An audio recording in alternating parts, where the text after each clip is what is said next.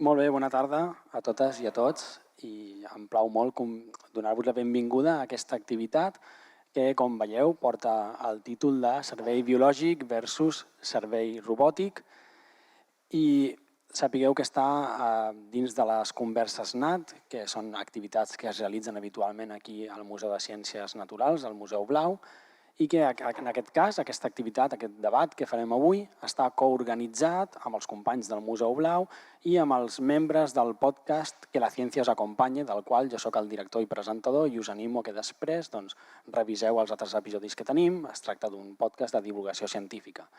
Així mateix us dono la benvinguda a tots els que esteu presents aquí avui, que heu vingut presencialment, però recordar-vos que aquest acte serà enregistrat en format de vídeo i podreu revisar vosaltres o si algú té interès més tard a la pròpia web del Museu Blau, podreu entrar i veure el vídeo d'aquesta mateixa activitat i també nosaltres publicarem l'àudio de l'activitat d'avui com un episodi especial del nostre podcast. Doncs us animo que ho reviseu, tant les activitats del Museu Blau com del podcast. Recordar-vos que aquest esdeveniment d'avui l'hem volgut emmarcar per celebrar i commemorar la Setmana Mundial del Cervell, que tindrà lloc entre el dia 14 i 20 de març, i intenta fer èmfasi en tot en les neurociències i tota la recerca que es fa al voltant de tot el món de les neurociències, el sistema nerviós, etc. Sense més, no vull entretenir-vos molt amb això, recordar que el debat que farem avui, bàsicament, vol respondre a la gran pregunta de en un futur les teràpies del sistema nerviós estaran principalment basades en una teràpia més aviat robòtica, en implants, pròtesis neurals, o més aviat tindrà un enfocament més aviat biològic, amb teràpies víriques, cèl·lules mare, i per això teniu aquí tot aquest panell d'experts que hem pogut portar. Com podeu veure, teníem en el cartell Anna Mura, malauradament, en l'últim moment i per problemes personals ens ha comunicat que no podia vindre, així que excusem la seva absència, espero que en un futur puguem fer més activitats amb ella, però bé, sap greu, però al final no ho hem pogut aconseguir, no ha pogut vindre. Per qui no em coneixeu, jo sóc el doctor Marc López, actualment sóc investigador de neurofarmacologia a la Universitat de Barcelona i, com us dic, aquest debat, jo només seré el conductor d'aquest debat i qui realment estarà al capdavant i debatint de veritat són els experts que hem portat i us els presento en l'ordre en els que estan asseguts. Primer tenim el doctor Ignacio Delgado, que és neurocirurgià i investigador sènior a l'Institut de l'Hospital del Mar d'Investigacions Mèdiques. Ell és expert en el desenvolupament i en aplicacions referent a pròtesis neurals i assessora el desenvolupament d'aplicacions i de programari per a la planificació de cirurgies d'epilèpsia. Després tenim a la doctora Marta Valle, que és investigadora científica en el Centre de Recerca National Institutes of Health, National Institute of Drug Abuse en els Estats Units. Ella és experta en la psicofarmacologia dels trastorns psiquiàtrics i de la personalitat, especialment en els trastorns de l'espectre d'esquizofrènia. Ha treballat amb diverses eines d'enginyeria genètica, mitjançant virus modificats i també ha utilitzat electrodes per tal d'estudiar la malaltia de l'esquizofrènia. I finalment també tenim com a convidat el doctor Ignacio Delgado, que és, el doctor Guillermo García, perdona. No passa nada. Perdona, Guillermo, és que tenia un altre ordre aquí al paper. El doctor Guillermo García, que és investigador sènior i professor agregat de la Universitat Autònoma de Barcelona. Ell és expert en la neurofisiologia del control motor i dels trastorns associats i lidera un grup de recerca basat en la neuroplasticitat i regeneració. I manté una estreta col·laboració amb enginyers de l'Institut de la Bioenginyeria de Catalunya i de la Universitat Politècnica de Catalunya i de l'Institut Guttmann per realitzar tota aquesta recerca. Doncs sense més, jo dono pas a que ells puguin fer-vos una petita introducció de quina postura tenen en aquest debat que volem iniciar i que es presentin breument. Jo deixo que ells es presentin, así que, Ignacio. Bueno, pues muchas gracias por la invitación, Marc. Pues como Marc os ha comentado, pues soy médico, pero hace muchos años que me dedico a la investigación, más concretamente en el campo de la neurotecnología, ¿no? Entonces, lo que es interesante de ver mundo de hoy es, aparte del cerebro, cómo funciona, cómo podemos aplicar fármacos, es también cómo podemos usar terapias un poco más vanguardistas, como terapias que podemos llamar neurotecnológicas. ¿No? Muchos de vosotros seguramente habéis oído la palabra cyborg, ¿no? ¿Qué es un cyborg? No me lo podéis igual un poco intuitivamente definir, ¿no? Cyborg es un organismo cibernético, de ahí la palabra cyborg. ¿Vale? Entonces, ¿qué es lo que significa eso? Que mezclamos componentes biológicos con componentes artificiales, que estos componentes artificiales serían, pues, cosas que nosotros introducimos. A ver, una pregunta. ¿Cuándo se hizo el primer cyborg? A ver si alguien me lo... Nadie. Ni idea, ¿no? Pues se hizo en los 1950, 1960. ¿Y qué pasó con este cyborg? Seguramente que todo el mundo ha visto un marcapasos o ha oído un marcapasos. Pues un marcapasos es un concepto que puede entrar dentro de la categoría de cyborg. ¿Vale? Es un implante, en este caso un implante por medio de electrodos que, como los electrodos, son cables como los mismos cables de la luz, de la corriente eléctrica, las bombillas, y con estos cables lo que hacemos es estimular el corazón para que el paciente pueda latir. Esto se hace por medio de una cirugía y se lleva haciendo desde los años 50. Ahora, la misma cosa lo podemos usar para el tratamiento de enfermedades nerviosas. ¿Vale? Es el mismo concepto. Entonces, en los años 80 a alguien se le ocurrió decir, vamos a usar el mismo marcapasos y ahora vamos a traer los electrodos y los vamos a poner dentro de la cabeza de un individuo. ¿No? Entonces, ¿esto para qué puede servir? Pues para los que estéis aquí, para los del podcast, me temo que no vais a poder ver, pero tenemos un vídeo preparado de un paciente de Parkinson. ¿Vale? Aquí podéis ver el típico paciente de Parkinson, que seguramente lo habéis visto, que lo reconocéis, que es un paciente que tiembla, está temblando todo el rato. Este paciente funciona muy bien con la terapia farmacológica, se le dan fármacos para que el paciente no tenga tantos temblores. Ahora bien, a este paciente, mediante técnicas quirúrgicas, le podemos implantar electrodos dentro de la cabeza y le podemos conectar a un marcapasos como si fuese el del corazón. Ahora, aquí en el vídeo estáis viendo que ha activado la corriente eléctrica de este marcapasos. ¿Qué es lo que pasa? Inmediatamente, en 15 segundos, no sé cuánto, ha dejado de temblar. ¿Cómo funciona esto? Simplemente nosotros, con corrientes eléctricas, somos capaces de manipular la red eléctrica del cerebro. Sabéis que el cerebro está formado por células neuronales que se comunican a través de corrientes eléctricas unas con otras. Pues nosotros, a través de un dispositivo eléctrico que llamamos neuroprótesis, traemos los electrodos al cerebro y somos capaces de cambiar la configuración del cerebro para que este paciente ya no tenga síntomas de Parkinson. ¿Vale? Esto sería una terapia que estamos usando desde los años 80, no es nada nuevo. Ahora, os puedo poner otro ejemplo. Esto es una señora que ya llevaba... Esta señora sufrió un infarto en una estructura del cerebro que comunica la médula espinal con el cerebro, que al tener un infarto no le transmitían las señales desde la cabeza hasta los miembros. Por eso la podéis ver ahí encogida. ¿Qué es lo que se le hizo? Pues en un estudio científico se le implantó unos electrodos dentro de la cabeza, de tal forma que ella, mediante estos electrodos, era capaz de mandar señales cerebrales a un brazo robótico. El brazo robótico, habéis visto que se ha podido mover, ha cogido una botella, se la ha llevado a la boca y ha sido capaz de beber. ¿Vale? Pues si veis la cara, o sea, esto es exactamente el momento en el que ella pudo beber de una botella de agua por primera vez, no sé si eran 10 o 15 años desde que tuvo el infarto. Podéis ver que gracias a la comunicación entre su cerebro y un robot fue capaz de traerlo. Ahora estaréis pensando, ¿cómo funciona esto? ¿Somos capaces de leer los pensamientos? ¿No? Pues aquí no. O sea, por suerte o por desgracia, dependiendo, no tenemos tecnología para leer pensamientos. ¿Qué es lo que pasa aquí? Ponemos unos electrodos, estos electrodos miden la corriente eléctrica y son como pequeños micrófonos dentro del cerebro que escuchan a las células cerebrales, ¿vale? Escuchan esta actividad eléctrica.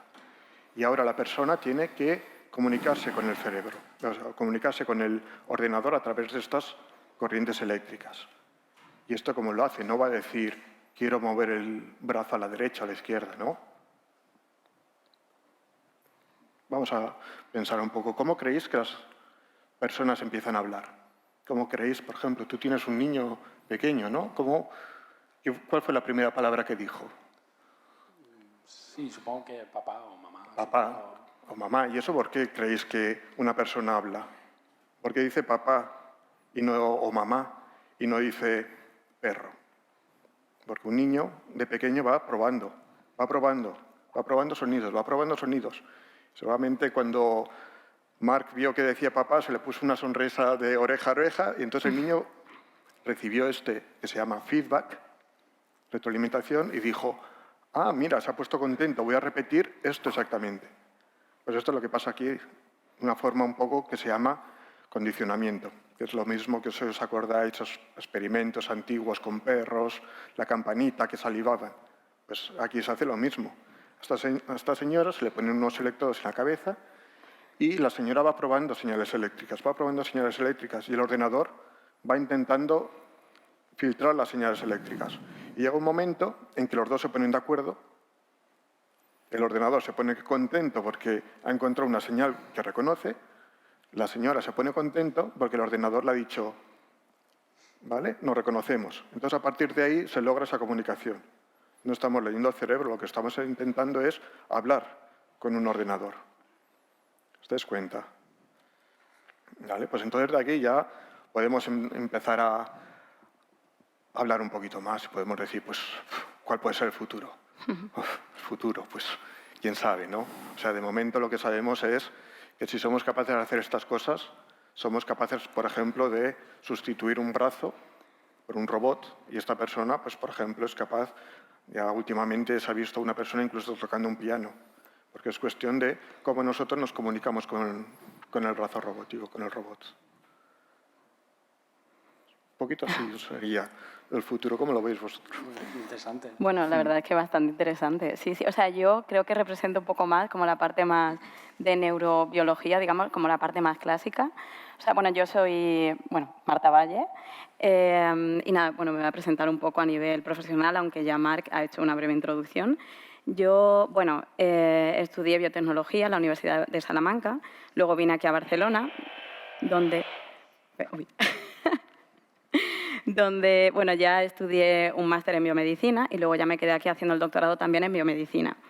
Actualmente trabajo en el NIDA, desde hace muy poquito, que es el National Institute of Drug Abuse, o sea que básicamente es un centro para el estudio de abuso de drogas y demás, donde estudio principalmente el tema de opioides y adicciones, que es un gran problema que hay en Estados Unidos sobre todo, pero también a nivel general.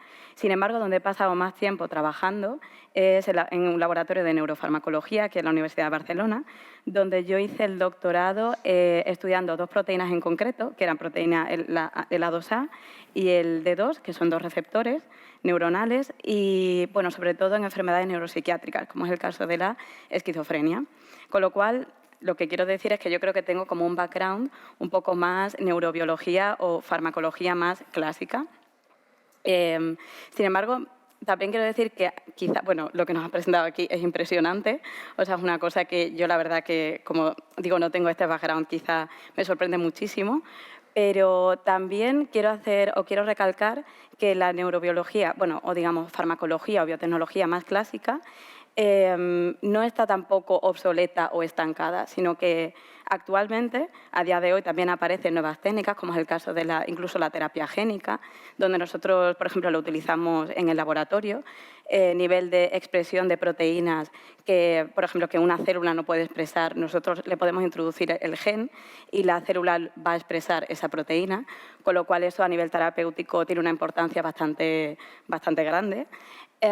O, por ejemplo, algo que va a medio camino entre quizá la farmacología o la biotecnología más clásica y la robótica o la bioingeniería, como puede ser la fotofarmacología, que es la activación de ciertos compuestos a través de la luz, que nosotros lo introducimos en el cuerpo de manera inactiva. Sin embargo, con la aplicación de luz, de un láser, se pueden activar y esto bueno, nos puede dar ciertas ventajas, sobre todo a nivel de actuación del fármaco en un sitio y en un tiempo en concreto, que eso nos va a quitar muchos efectos secundarios, por ejemplo, que sobre todo a los farmacólogos son lo que más nos molesta del mundo. Y, bueno, y otras aproximaciones como la optofarmacología, optogenética también, que bueno, de hecho aquí, en esta mesa, hipotética, tenemos un experto como puede ser Marc, que realmente tiene la careta de presentador puesta, pero bueno, que es un científico y que sabe muchísimo acerca de, sobre todo, fotofarmacología y demás. Y nada, yo simplemente recalcar que sobre todo eso tengo quizá un background más de biotecnología más clásica, pero bueno, que estoy encantada de escucharos a vosotros, haceros preguntas y aportar en lo que pueda al debate. Y bueno, le paso la palabra, o pásasela tú, porque yo la he cogido sola, la verdad. Ha sido un poco... Bueno, yo antes de empezar me quedo con dos ideas. Ignacio, no sé hasta qué punto podemos registrar ideas del cerebro y si existen las ideas, si tienen una base neuronal que luego puedas registrar con electrodos. Y eso lo seguiré yo después. Y también contigo, Marta, sí. Si estamos haciendo una terapia biológica o puramente genética, si a diferencia de una más integradora como la neuromodulación o la interfase cerebro-máquina, si vosotros podéis dirigir a nivel celular y aislar una diana mucho más focalizada. Espero luego seguir con esto. Pero yo, antes de empezar, yo soy neurobiólogo, pero primero de todo me gustaría agradecer al trabajo de Leticia, por favor, y de Marc, para organizar este evento. Sí. Van a ser solo 15 minutos de charla por mi parte o no más, pero hay muchísimo trabajo de fondo y vosotros habéis sido los partícipes. También quiero agradecer a África Flores, doctora, que trabaja conmigo. África, ayúdame si me quedo clavado en algún momento. Seguro que tú me lanzas una, porfa. Entonces, yo he puesto una presentación porque lo que voy a intentar yo, vosotros no sois mis alumnos, ya lo sé, pero espero que seáis partícipes conmigo con lo que os voy a explicar. Pero sobre todo es, si yo pongo una máquina en mi cerebro o en mi sistema nervioso, ¿cómo interactúa ella conmigo? ¿Y cuáles son los principios de mi biología que permiten que esa máquina o que esos electrodos que comentaba Ignacio sean sensibles a lo que yo hago? ¿Y cómo ellos pueden modular lo que yo quiero hacer? ¿Cómo es esta interferencia entre mi sistema nervioso y ellos? Y todo esto se basa en estas dos imágenes tan preciosas de Ramón y Cajal, del histólogo español de hace un siglo casi. Vemos en la imagen de fondo amarillo en que hay dos neuronas piramidales y esas dos neuronas, en este caso dibujadas por él, pues tienen de un cuerpo celular que es esta redonda, donde está todo el material genético, seguramente más naturales luego de él, y luego está en esta arborización o estas dendritas tan largas. Y resulta que las neuronas lo que hacen es comunicarse las unas con las otras y formar circuitos. Ahora, una idea preciosa de Rafael Yuste, que es un neurobiólogo de Nueva York, es que hemos tardado mucho en saber cómo funcionan las neuronas, cómo propagan y cómo generan esta excitación, pero una neurona aislada no es nada. La neurona tiene que formar parte de un circuito. Y este circuito va a ser el que nosotros podemos, va a ser el circuito sensor y al mismo tiempo efector de un comportamiento. Puede ser un movimiento, algo muy sencillo, o puede ser, como Ignacio proponía, el hablar o tener pensamientos abstractos. Pero todo ello tiene como núcleo, como substrato, las neuronas, y las neuronas dentro de un circuito. Así que para la neurobiología el primer paso ha sido básico, es no solo saber cómo trabaja esta esta neurona, pero sino cómo se integra en un circuito para que toda esa transmisión de señales se transforme en una acción, en un movimiento. La siguiente, por favor. Esta es una imagen un tanto complicada, es un experimento de Igor Lavrov y Yuri Gerasimenko, pero yo creo que os voy a pedir a vosotros que me digáis qué conclusiones llegáis. Como podéis ver, es un guajalote, que es un reptil de los muy antiguos, a los cuales se sacrificó y ha mantenido a la médula espinal, que está expuesta, con las dos extremidades posteriores, que también están mantenidas, y las han puesto en un baño frío con muchos solutos y con muchos fármacos que van a ser excitadores de la médula espinal. Entonces, yo os hago partícipe de la ciencia ahora y os digo cuáles son las conclusiones. Yo y la comunidad científica como mínimo creo, o lo replico, hay 3 evidencias muy bestias. ¿Quién se atreve? Ay, yo no puedo señalar, que no es un aula. ¡Buah! Esa es la primera. La segunda. O sea, ¿por qué es independiente el cerebro? porque no hay. Es que parece evidente, pero si lo piensas no es tan evidente. O sea, que este guajalote es capaz de mover las piernas en ausencia de información que le llegue del cerebro. ¿Cuál es la segunda conclusión?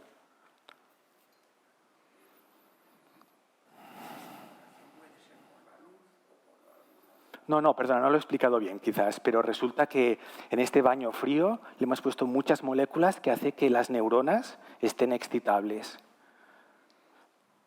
Hay dos conclusiones más. Parece que es rítmico, ¿no? Sí, es rítmico. Parece O sea, como que que está es... saludando. Pues la conclusión previa es que, ostras, es capaz de evocar un movimiento y las patas se están moviendo. Pero es que además la forma que se están moviendo es de una forma cíclica y oscilatoria. Es extremadamente ordenada. Si nosotros pensamos en nuestra musculatura, la mayoría de músculos se agrupan en pares, el agonista y el antagonista. Si se flexiono el codo, resulta que el tríceps lo tengo relajado. Pues yo lo he puesto en un baño y no se ha contraído todo el músculo. No están todos los músculos activados al mismo tiempo. Soy capaz de activarlos y además son capaces de activarse de una forma sincrónica. Y todo eso en ausencia del cerebro. De tal forma que la gran conclusión es que tiene memoria. Esta es una conclusión muy complicada, pero estoy de acuerdo. Pero hay una conclusión previa. ¿Perdona? Sí, señor, que hay una autonomía. Y esa autonomía se podía traducir en decir, ostras, es seguro que en la médula espinal de este guajalote debe tener un grupo de neuronas que están organizados de tal manera que cuando se activan, ellas solas, por sí mismas, son capaces de evocar este movimiento oscilatorio. Ostras, esto es, bueno, no es fantástico, es lo que es, pero nos da muchísima información de cómo está organizado el sistema nervioso.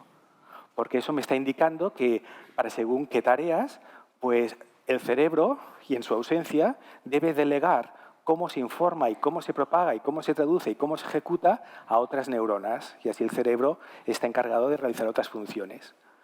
¿Ponéis la siguiente, por favor?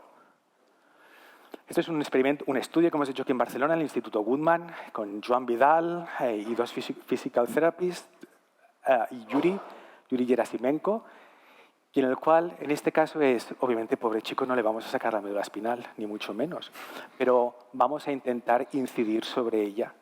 ¿Qué pasa si ponemos dos electrodos de estimulación, dos electrodos que generan corriente eléctrica, que simulan aquellos fármacos activadores que os he enseñado antes, sobre el sujeto? Y, como podéis ver, está sucediendo algo muy parecido.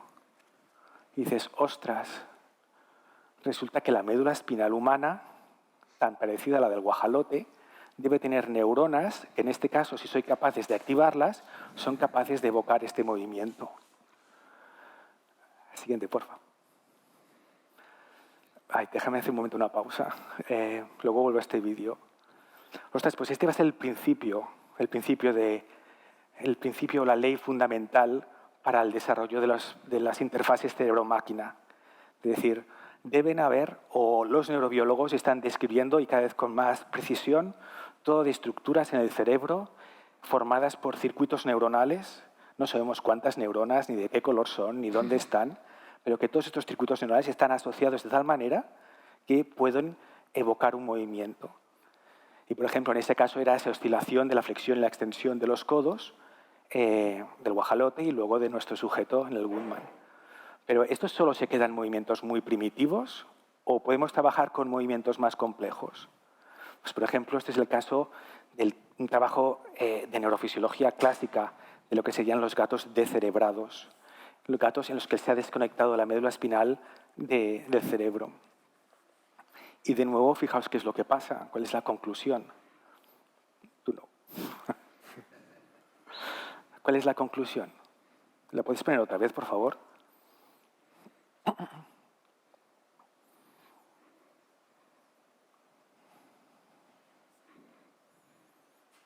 ¿Cuál es la conclusión de un gato parapléjico?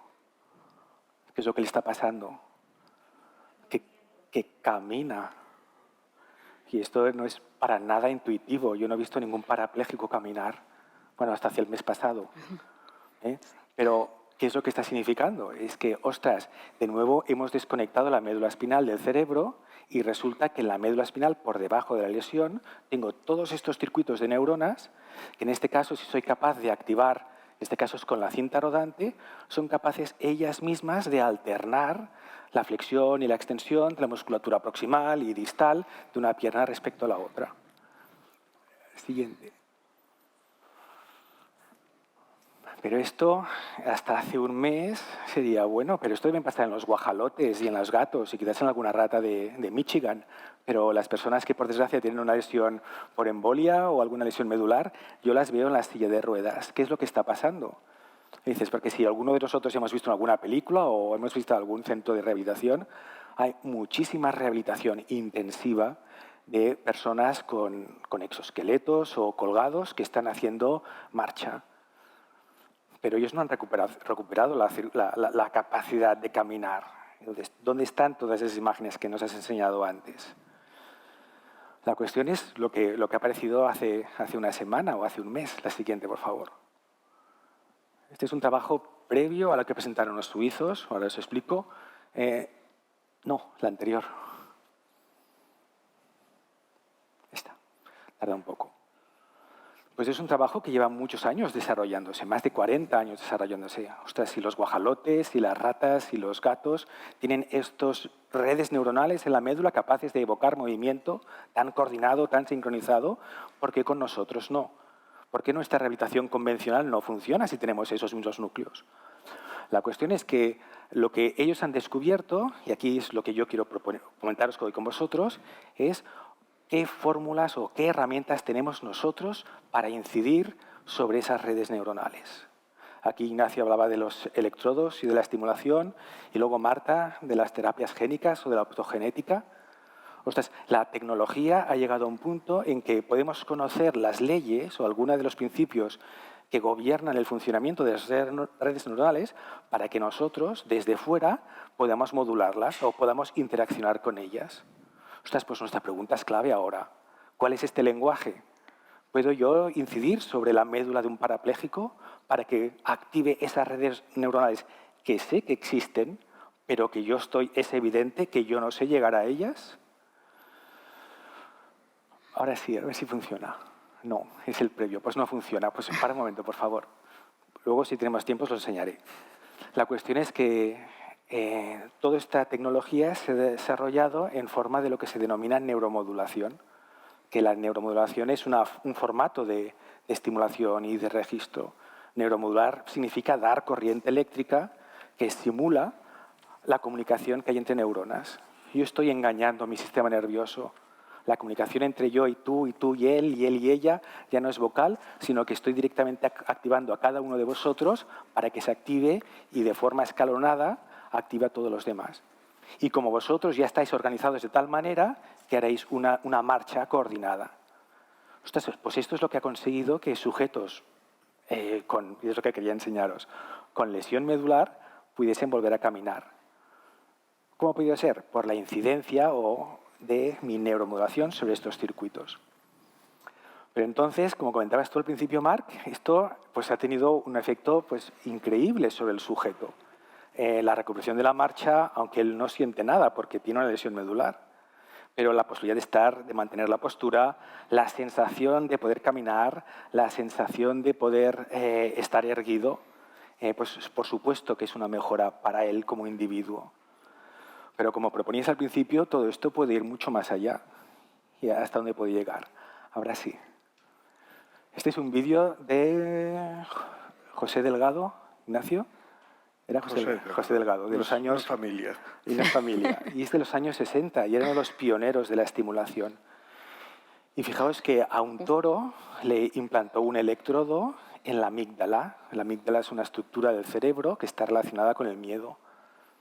Y de tal forma que este toro o esta vaquilla iba a por el torero o a por la banderilla o la capota, no sé cómo se llama. Pero en el momento que estimulaban, el toro dejaba de hacerlo.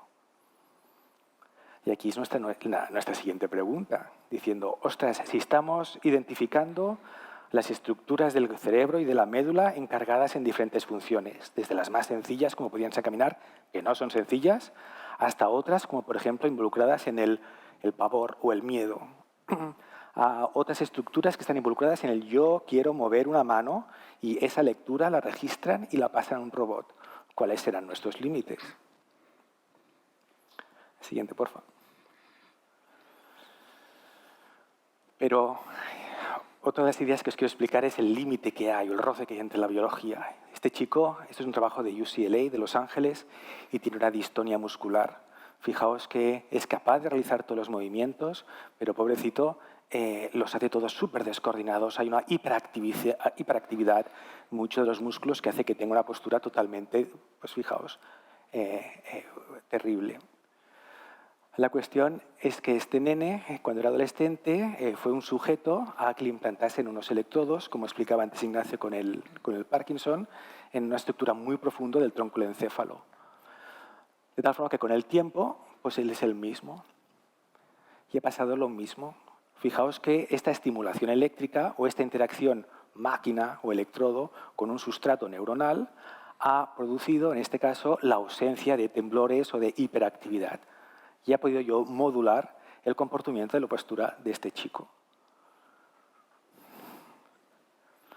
Pero la sorpresa fue cuando años más tarde volvió a la consulta en Los Ángeles y al testarlo, dijeron, bueno, si lo estás haciendo magníficamente bien, es todo estupendo. Pero se dieron cuenta que las baterías del estimulador se habían agotado. Y entonces se introduce una nueva pregunta.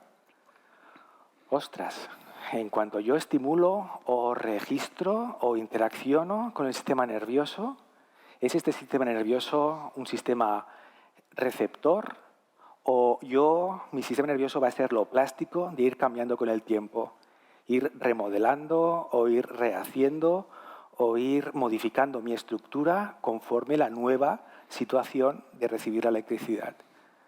Y en el caso de que me la quiten, por ejemplo, con las personas parapléjicas, tan pronto se la quitan, la persona queda flácida. Pero hay otras situaciones en las que no. Ha habido no solo una intervención neurotecnológica, sino ha habido en paralelo un proceso de plasticidad neuronal. Y la última. Todo esto nos hace pensar, a mí me gusta mucho esa imagen que todos conocemos de Matrix. ¿Dónde está la realidad? Concepto tan filosófico, ¿verdad?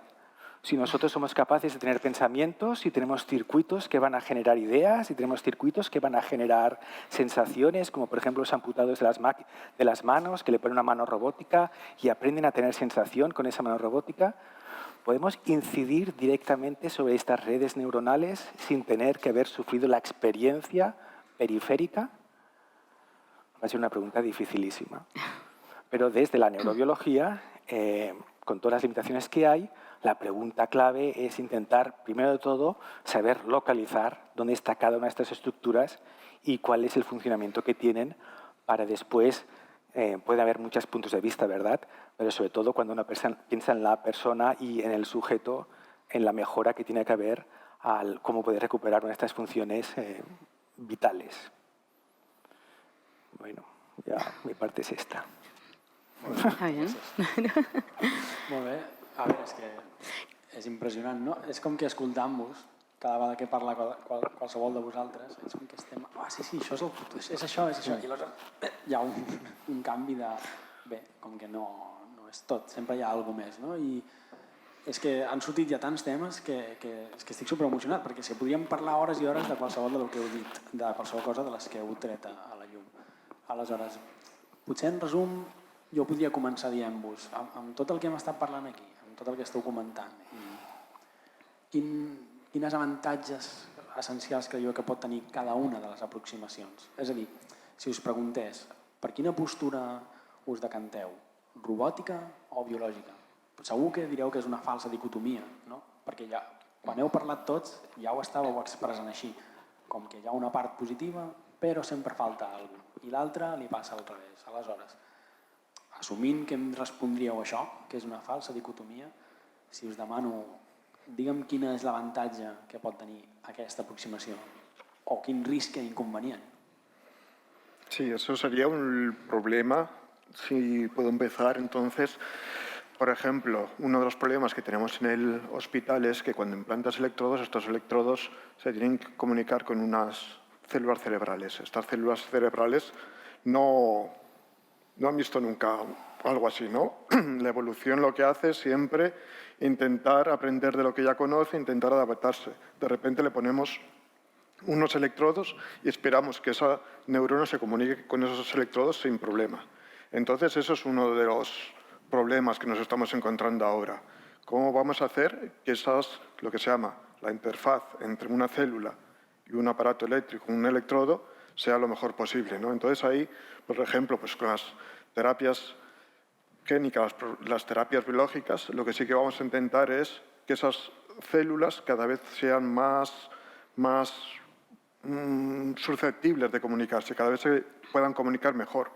De la otra forma, podemos hacer que los electrodos cada vez sean más orgánicos, entre comillas, ¿no? Cada vez tengan una conexión con las neuronas, con las células, cada vez más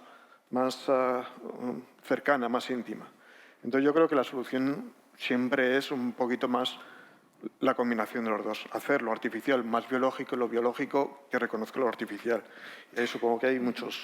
Sí, o sea, bueno, yo también quería decir, bueno, no sé, porque yo no soy ninguna experta en el tema de bioingeniería, pero, por ejemplo, a nivel de, también os lanzo un poco la pregunta, a nivel de alcanzar ciertos núcleos cerebrales, o sea, ¿se puede introducir, por ejemplo, no sé, o sea, el artefacto o dispositivo externo? O sea, ¿llega bien? Es decir, ¿o tiene, por ejemplo, algún problema a la hora de, por ejemplo, un centro del cerebro que esté como muy profundo?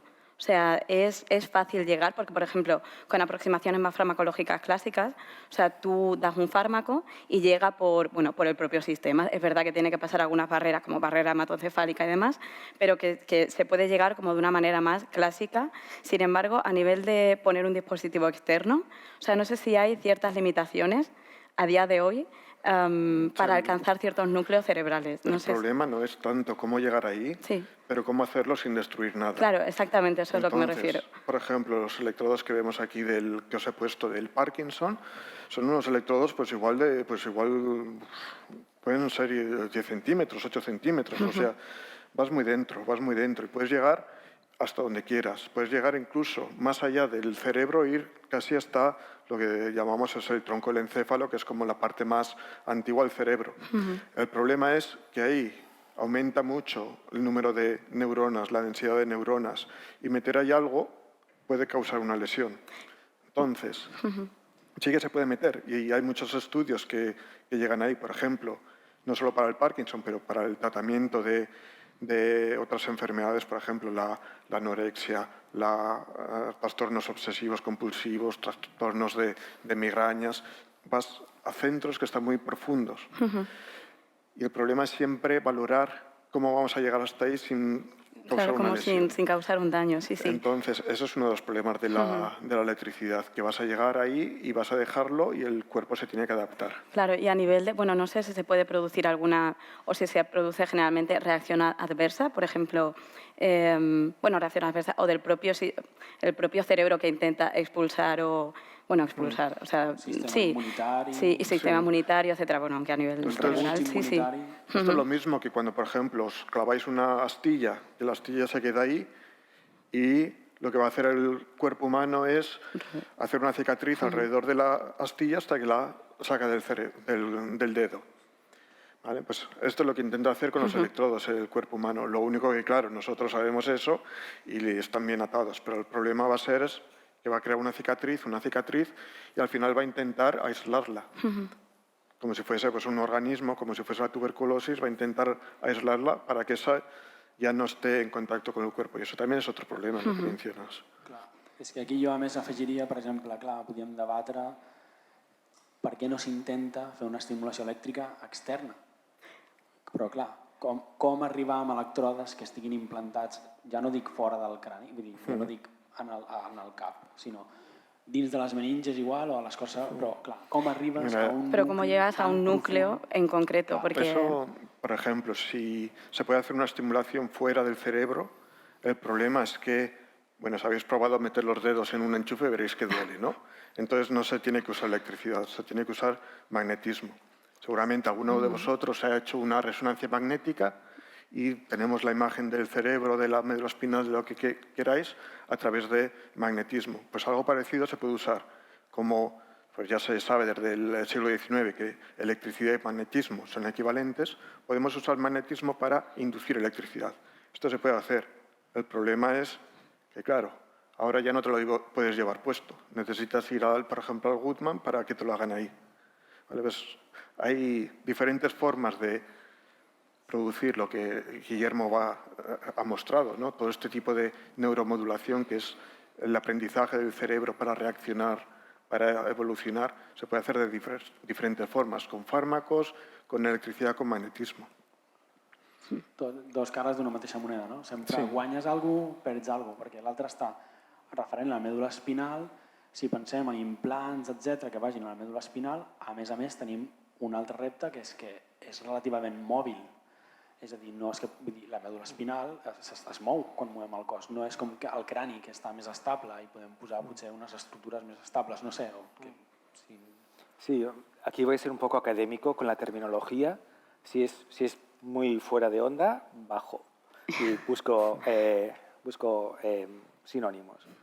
Pero la gracia de lo que busca la neurobiología con la ingeniería es intentar hacer el concepto de restitución. Es decir, ostras, todos los biólogos intentan empujar lo máximo la biología para que ella misma repare. Pero sabemos que hay muchas limitaciones y esto lo vemos en nuestras evidencias, ¿no? Cuántas personas por desgracia, con degeneración de algún tipo. Entonces hay un límite en que no podemos acceder más. Entonces toda la biología intenta con las células madre o con la farmacología promover pues, que haya una reparación. Pero la ingeniería de repente entra de lleno y de pleno en ese límite en que nosotros no podemos, cuando la biología no llega. Entonces cuando la ingeniería está dando una serie de herramientas nuevas. Entonces, estas herramientas de la tecnología, como tú hablabas, Marc, fíjate que no intentan reparar o rehacer o reconectar o regenerar o reemplazar, sino que intentan engañar a nuestro sistema nervioso. Los electrodos de estimulación o los de registro están intentando saber cómo trabajáis las neuronas para intentar llegar a vosotros.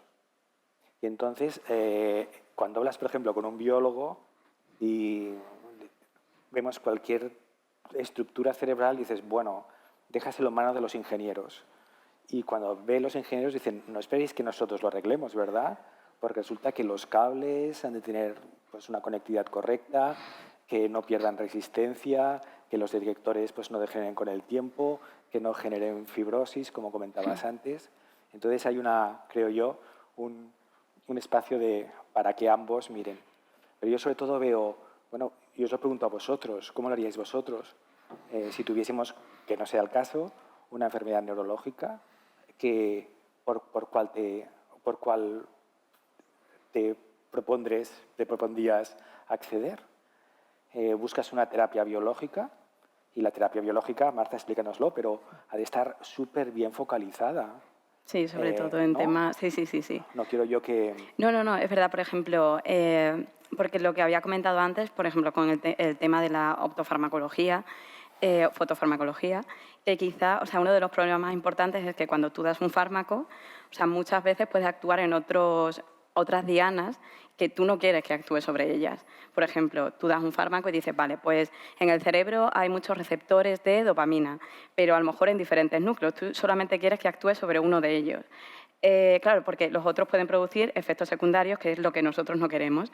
Claro, sí es verdad que hay cierta limitación en la farmacología clásica, porque, ya te digo, tú das el fármaco y eso, bueno, pues actúa en todas partes. Sin embargo, por eso, o sea, es un poco lo de tender la mano a la bioingeniería por una parte y a la farmacología más clásica, porque, como habíamos hablado, la fotofarmacología, que sería, pues, medio camino entre los dos, o sea, nos puede permitir activar el fármaco clásico donde nosotros queremos, en una zona en concreto. Por eso es verdad que la farmacología en general tiene muchísimas limitaciones, pero bueno, que puede ir de la mano bueno, para avanzar y evidentemente, o sea, tiene que pasar por términos de bioingeniería. Es que yo le veo como que no tiene limitación, básicamente. Sin embargo, la farmacología clàssica sí, por ahora sí. Aquí igual un dels reptes és, com comentava no, en Guillermo, és potser hauríem d'entendre molt millor com són tots els circuits no, de cervell, medul·la espinal, etc. Entendre'ls bé per poder incidir millor en com... Clar, ara estem intentant buscar una aproximació que sigui alterar de forma externa un circuit que a més està, diguem, té un dany ara mateix, intentar solucionar-lo de forma externa i potser tampoc entenem exactament com funciona tot. Claro, por ejemplo, en términos de enfermedades más neuropsiquiátricas, que es un poco yo lo que he ido estudiando hasta ahora, por ejemplo, esquizofrenia, no se sabe exactamente qué núcleo, o sea, como núcleo concreto está afectado. Se sabe que, por ejemplo, es el sistema dopaminérgico, imaginemos. O sea, es decir, un sistema que viene regido, digamos, por un receptor en concreto. Entonces, nosotros, a nivel de farmacología, podemos utilizar ese receptor y que va a actuar en diferentes núcleos. Pero, ¿qué ocurre, por ejemplo, o cómo se podría hacer con una aproximación más de bioingeniería? Porque realmente tampoco se sabe que haya algo en concreto afectado, un núcleo específico. No sé si en enfermedades más neuropsiquiátricas o trastornos de emociones, o sea, se podría llegar a utilizar... Ahí tenemos dos diferentes, si queréis, patologías o cosas que podemos hacer en el cerebro, ¿no? Podemos manipular el cerebro, por ejemplo, para tratar una enfermedad, como es en el caso de la esquizofrenia o de trastornos obsesivos compulsivos, de depresión. Lo que pasa ahí es... Nosotros entendemos el cerebro no tanto como una neurona, un conjunto de neuronas, pero una red de neuronas, lo que se llama red neuronal, que es unas neuronas que están conectadas en ambos lados del cerebro, que están conectados por todos sitios. Entonces nosotros lo que podemos hacer, por una parte, es usar las neuroprótesis como si fuesen fármacos, ¿no? Con sus ventajas y sus inconvenientes, intentando actuar específicamente en esa red neuronal para tratar la enfermedad, que puede ser la esquizofrenia, que deriva de una alteración de la red neuronal. Ahora, por la otra parte, podemos usar, y para esto, para esto necesitamos entender muy bien cuál es la red neuronal y cómo está conectada y cómo está biológicamente desarrollada. Pero por otra parte podemos usar las neuroprótesis, las podemos usar, como os he puesto el ejemplo del brazo robótico. Nosotros no necesitamos saber qué es lo que está dentro de nuestro cerebro. Nosotros podemos enseñar a nuestro cerebro voluntariamente para que haga uso de la neuroprótesis. Entonces ahí tenemos como dos diferentes neuroprótesis. Unas que pueden ser para nuestra acción voluntaria, nosotros queremos mover, por ejemplo, las piernas. Captamos la señal y nosotros la mandamos como queramos. Hay unas señales que son más eficientes para nosotros para generar que otras. Por ejemplo, imaginar cómo se mueve una mano es una señal muy útil, muy eficiente que todo el mundo puede hacer. Imaginar, no sé, el color rojo, igual no. Y esas señales ahora se pueden mandar a un sistema artificial, como puede ser la médula espinal. Un sistema, artificial, quiero decir, involuntario. Un sistema que ahora nosotros conocemos o intentamos conocer un poco cómo es la arquitectura de redes y podemos hacer que el paciente voluntariamente haga un movimiento coordinado, como lo del chacalote, ¿no? Algo así pienso yo que podria ser una alternativa.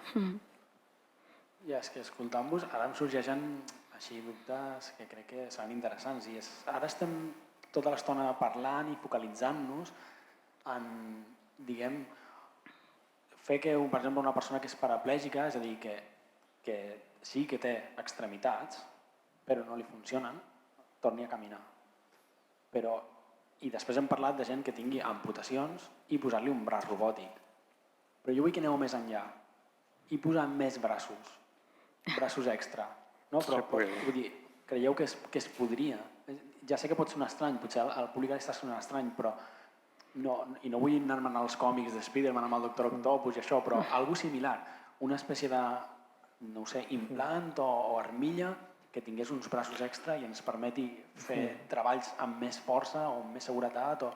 O sea, ahí tienes dos opciones. Una, o sea, en las neuroprótesis tú puedes tener neuroprótesis para reemplazar, para recuperar una función o para aumentarla. Entonces, puedes hacer, pues, como en la película de Alien, ¿no? Que tienes un brazo robótico que lo manejas bien. Pero puedes hacer, por ejemplo, como el Doctor Octopus, tener un tercer brazo. ¿Cómo se haría eso siempre? Pues tenemos que usar el cerebro, tenemos que enseñar al cerebro a usar un miembro adicional, un dispositivo adicional. Seguramente que todo el mundo, pues de repente ha tenido un móvil en la mano y ha dicho, ¿y esto cómo se hace? ¿No? El móvil es más intuitivo, que tienes tus iconos. Si te ponen un brazo robótico, ahora tú tendrías que pasarte, como esta señora del vídeo, pues igual 2, 3, 4 años hablando con tu tercer brazo hasta que al final creas esa conexión. Però en teoria se podria fer. És que això és el que és sorprenent, que jo el que he anat veient a la literatura científica és com que sí es pot, que és una cosa que em sembla sorprenent, que de base el nostre sistema nerviós pugui acabar acceptant un braç extra. Bé, dic un braç, dic una extremitat, no cal que sigui un braç, pot ser una pinça, no sé, Claro, o sea, eso es, por ejemplo, por eso digo que a priori yo escuchando un poco de manera externa me parece impresionante. O sea, me parece que no tiene como una limitación real. O sea, es verdad que la neuro... Sí, sí, sí. O sea, el problema no es tanto nosotros comunicarnos con la máquina, pero que la máquina nos traiga información a nosotros. Que es lo típico de Matrix, que veis que en 30 segundos sabe cómo pilotar un helicóptero. Entonces, esto es, yo creo que lo que separa la ciencia de la ciencia ficción. Nosotros no somos capaces de coger Wikipedia el artículo y ponérselo al estudiante de medicina para que pueda tratar tal cosa. ¿Vale? Pues nosotros, en ese sentido, ahí es donde está la limitación. El ser humano sí que es capaz de hablar con una máquina, la máquina no es capaz de hablar el lenguaje del ser humano. Entonces ahí estamos. Oye, no sé si estoy de acuerdo contigo aquí, ¿eh? A ver. Uy. Porque... Me aparto. No es que quiera generar debate, pero, sí. Pero en las interfaces cerebro-máquinas podemos encontrar dos modalidades. Una es la que registra, ¿no?, la actividad neuronal, como tú enseñabas con la mujer que estaba pensando en mover un brazo y tenía un brazo robótico que estaba ejecutando lo que ella estaba pensando. Y ella tenía un feedback visual, pero habían todo de electrodos captando la señal de todas las neuronas y luego entraba toda la ingeniería para decodificar. La gracia es, ahora esta se activa y ahora esta, significa esto. Cuando se activa esta y esta y esta, significa lo otro. Y ha habido, la máquina está registrando, decodificando, transformando y procesando para ejecutar algo. Y aquí sí que hay un proceso lectura de mis pensamientos.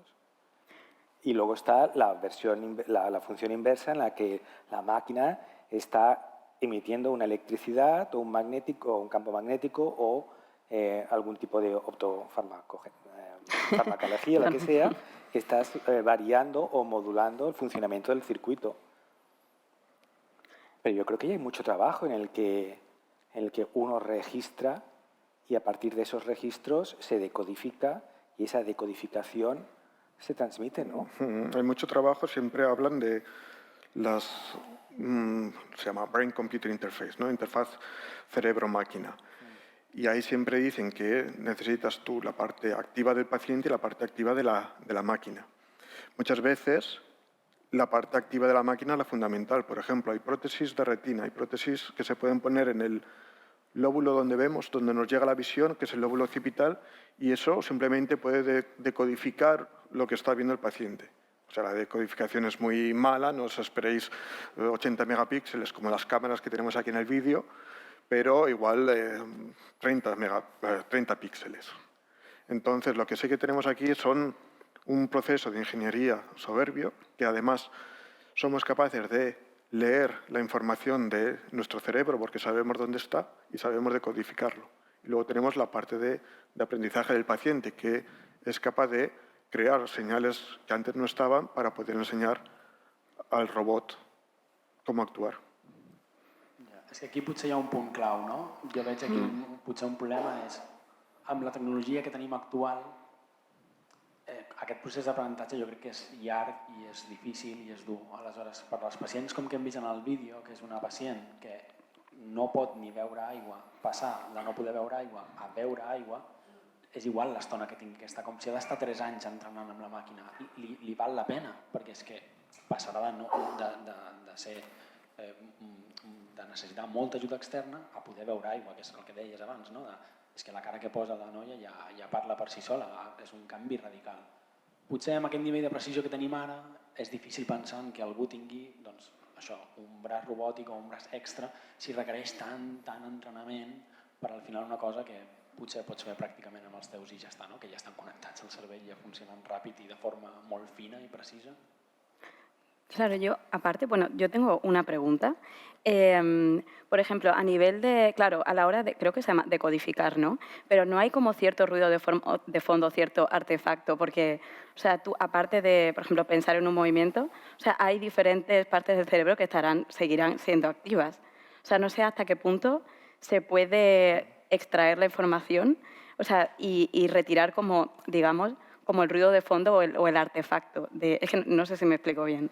Bueno, eso se hace de forma de ingeniería. Vale. Entonces, imagínate, si tenemos un micrófono como el que tengo yo, ahora mismo, si me ponéis el micrófono aquí en la boca, escucháis lo que yo digo, significa que la señal que tengo es muy buena. Si ahora empecéis a hablar todos a la vez, hay ruido de fondo, pero se oye mi voz. Si ahora cojo el micrófono y lo pongo fuera de la habitación o de la sala, no me vas a oír, ¿no? Entonces, sí que hay ruido de fondo, pero nosotros lo que hacemos es traer el micrófono, que es el electrodo, lo más cerca posible a las neuronas. Bueno, la verdad que és molt interessant. És el que deia, que veig això, com aquestes limitacions, ¿no? Ay, Marc, perdón un segundo. Sí, digas. Es que esto hace en relación a lo que explicaba de las redes neuronales, que yo me las imagino como, por ejemplo, como canicas. Y me imagino una canica estructural para cada una de las funciones. Y entonces eso sería un caso ideal, porque solo pongo los electrodos en la canica y ya registro o activo esa canica. Pero lo que la ciencia o la neurociencia también está demostrando, primero todo, que todas las canicas o todos los módulos están interconectados. De tal forma que el ruido de fondo que tú comentas seguro que está. Pero la segunda es que, aparte de esta actividad, pues que esta actividad puede ondular o puede propagarse por todos estos módulos, por todas estas canicas. Y resulta que si es ya no es la actividad de cada neurona como yo dibujaba al principio, primero yo, a ti, tú a él, tú a ella, como todo escalonado, sino qué pasa si envío una ola de despolarizaciones. Ya no es de uno en uno, sino somos millones y millones al mismo tiempo, que van y que vienen. Ostras, ya no es la unidad como Ramón y Cajal al principio, sino hablamos del circuito. Y entonces estas olas de Ignacio de despolarización y de propagación te permite que son tan grandes la señal eléctrica que en vez de tener que poner cada electrodo al lado de cada neurona, nos permita poder registrar desde muy lejos y hacerlo menos invasivo. Sabemos que vamos a registrar mucho señal de fondo y mucho ruido, pero puede ser que esta propagación de señal sea tan grande que yo, de una forma muy poco invasiva, pueda registrarla. Por ejemplo, este sujeto, esta mujer tetrapléjica, pues ya las personas que desarrollan las interfaces cerebro-máquina lo explican, que es un proceso extremadamente caro. No solo la tecnología, pero la selección del paciente es súper selectiva. Son casos muy concretos en que tienen que estar filtrados, como si dijésemos, para poder desarrollar luego y que funcione. Y entonces el desarrollo de tecnologías que sean muy poco invasivas, tú lo comentabas al principio, de todo el daño asociado que hay a penetrar un electrodo, porque quieres llegar a ese grupo pequeño de neuronas, a esa canica. Pero ¿qué pasa si lo haces todo mucho más exterior? Y si haces todo mucho más exterior, mucho menos invasivo, ¿cómo eliminas todo este ruido de fondo? Primero todo es intrínseco, porque todos estamos conectados, y luego porque la información que yo quiero generar ya es esta propagación o esta ola de información. Y entonces la tecnología se va moviendo también en esta dirección. Es decir, como comentabais antes, de identificar las estructuras, saber cómo funcionan, pero es que además yo quiero hacerlo todo lo menos invasivo posible. Y todo esto a partir de las propiedades que explicábamos al principio, de esta conectividad, de esta fisiología que hay entre las neuronas. Clar, és el que deia, no? És el mateix. Si vols anar més extern, més soroll de fons. Si vols anar més intern, has de ser més invasiu. Aquí està això. Vull dir que no podem tenir els dos mons perfectes, sempre hem de triar una o l'altra. I aquí també proposo, i què hi ha amb la nanotecnologia? En lloc de ser, és a dir, intentar ser menys invasiu però per utilitzar elèctrodes més petits o també està la intel·ligència artificial, no? És a dir, podem millorar el programa que està llegint la lectura de les nostres neurones i potser les intel·ligències artificials poden arribar a aprendre més ràpid o millor, les podem anar com alimentant i potser l'entrenament d'un pacient pot ser útil per a un altre pacient. Creieu que això s'està treballant o es pot arribar? Ay, déjame que explique un ejemplo muy divertido. Bueno, no es divertido, pero es muy interesante. En el laboratorio trabajamos con, bueno, es una cosa que hacemos con África, de mapear las neuronas que hay en el cerebro. Y entonces queremos hacer agruparlas, decir, ostras, yo sé que estas neuronas que están en esta región seguro que están relacionadas con esta función y yo las puedo colorear. Pero las neuronas que están en esta región estoy seguro que están asociadas con esta función, de tal forma que las puedo conectar. De tal forma que trabajamos con una serie de ingenieros que necesitamos que nos hagan algoritmos para cuantificar y parcelar estas neuronas. Pero entonces vienen los ingenieros y nos dicen, a partir de algoritmos de Machine Learning, y nos dicen, Guillermo, tú nos estás determinando dónde tenemos que buscar las neuronas. ¿Por qué no nos dejas que lo hagamos al revés? ¿Por qué no dejas que tengamos un programa de autoaprendizaje y que él mismo identifique las neuronas que tú estás coloreando y te digan si realmente están tan parceladas como tú querías? Con esto lo que quería explicar es que este desarrollo de la tecnología, no solo de las interfaces, sino la forma de procesar y de diseñar, nos cambia también nuestra forma epistemológica casi de cómo afrontar el problema. Y ya no determinar dónde quiero buscar, sino lo vamos a hacer al revés. Todo este procesamiento complejo de los datos me va a indicar a mí dónde tienes que buscar. Lo invierto. Y en esto seguro que lo podemos traspasar a senyals i així. I amb això entra la següent pregunta i estem tota l'estona parlant, posem implants o posem xips que ens puguin fer lectures, però jo ja tenia una certa sospita que us vull comunicar i transmetre i veient el vídeo encara m'ho ha incrementat més amb el vídeo del brau, de la vaquilla. I si imaginem un futur en el qual més d'una persona porta certs implants, ja sigui per necessitats mèdiques, és a dir, amputacions, etc., o gent que, com hem dit abans, amb capacitats metahumanes, que, per exemple, diu, porto aquest implant i em millorarà la memòria, etc. Fem una mica ciència-ficció, anem a suposar que puguem fer alguna cosa així. Quin risc hi ha que si, per exemple, aquests implants o el que sigui estiguin també connectats a internet, etc., o siguin susceptibles a ser hackejats? O sigui, imagina't l'exemple que hem vist de la vaquilla, que algú li puguin controlar la por. No vull posar-me en la posició, no sé, supersoldats, per exemple, o gent que no tingui por o tingui inhibides certes capacitats cognitives que donem per sentades. Què penseu d'això? Vull dir, pot ser això un problema per les teràpies futures, algun fre? És que no sé si el públic estarà amb mi o ho ha pensat això, però no vull ser catastrofista, però... Eso es demasiado ciencia ficción, porque, por ejemplo, si pensásemos que somos capaces de leer nuestros pensamientos con ordenadores, entonces dirías, pues alguien puede hackear en mi cuenta y ver lo que estoy pensando, lo que he soñado hoy. No, pero entonces ahí nos encontramos con la limitación de que ahora con la tecnología que tenemos, no sé qué necesitaríamos para poder leer los pensamientos de alguien.